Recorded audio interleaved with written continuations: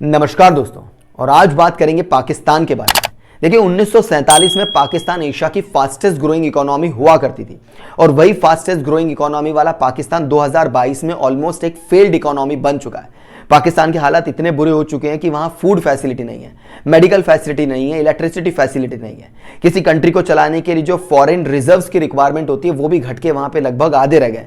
यानी कि पाकिस्तान का खर्चा कुछ महीने तक ही चल सकता है। इसी के साथ बढ़ते हुए इन्फ्लेशन की वजह से पाकिस्तानी करेंसी की वैल्यू ऑलमोस्ट लो पे जाके हिट हो चुकी है और एक फास्टेस्ट ग्रोइंग इकोनॉमी से ऑलमोस्ट एक फेल्ड इकोनॉमी के सफर में सबसे बड़ा रीजन रहा यहाँ की इनस्टेबल पॉलिटिकल पार्टी। देखिए अगर फैक्ट के साथ बात करूं तो पिछले 75 सालों में पाकिस्तान के अंदर लगभग 30 प्राइम मिनिस्टर बदले जा चुके हैं और 30 प्राइम मिनिस्टर में से एक पॉलिटिकल पार्टी भी अपने कार्यकाल को पूरा नहीं कर पाई। रीजन बीइंग किसी भी पॉलिटिकल पार्टी ने पाकिस्तान की प्रॉब्लम को सॉल्व करने पे ध्यान नहीं दिया। हर एक पॉलिटिकल पार्टी ने अपने पॉलिटिकल सीट को बचाने के लिए, अपनी सरकारों को बचाने के लिए शॉर्ट टर्म डिसीजन लिए। किसी भी सरकार ने लॉन्ग टर्म या हार्ड डिसीजन नहीं लिए। फॉर एग्जांपल, अगर इन्फ्लेशन के बढ़ने की वजह से या रशिया यूक्रेन वॉर के बढ़ने की वजह से फूड प्राइसेस बढ़ी, जिनकी वजह से पेट्रोल प्राइसेस बढ़ी, तो बढ़ी हुई पेट्रोल प्राइसेस को पाकिस्तान ने पाकिस्तान के अंदर बढ़ाया नहीं, बल्कि उन्होंने पेट्रोल को इतना सस्ता कर दिया कि एशिया के अंदर सबसे सस्ता पेट्रोल ही पाकिस्तान के अंदर बेचा जा रहा था।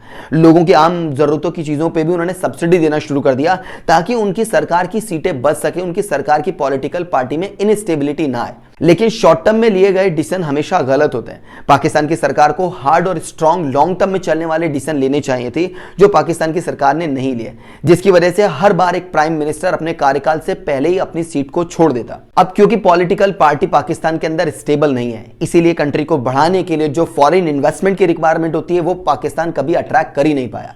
अब क्योंकि फॉरेन इन्वेस्टमेंट नहीं आए तो पाकिस्तान की इकोनॉमी का डेवलपमेंट नहीं हो पाया। इकोनॉमी की डेवलपमेंट करने के लिए, कंट्री को ग्रो कराने के लिए पाकिस्तान की सरकारों को रिक्वायरमेंट पड़ी लोन लेने की, क्योंकि पाकिस्तान के रिश्ते वैसे भी आसपास की नेबर कंट्री में ठीक नहीं है। पाकिस्तान की इमेज पे भी एक बहुत बड़ा क्वेश्चन मार्क लगता है, इसलिए दूसरी कंट्री पाकिस्तान को फाइनेंशियल हेल्प नहीं कर पा रही थी।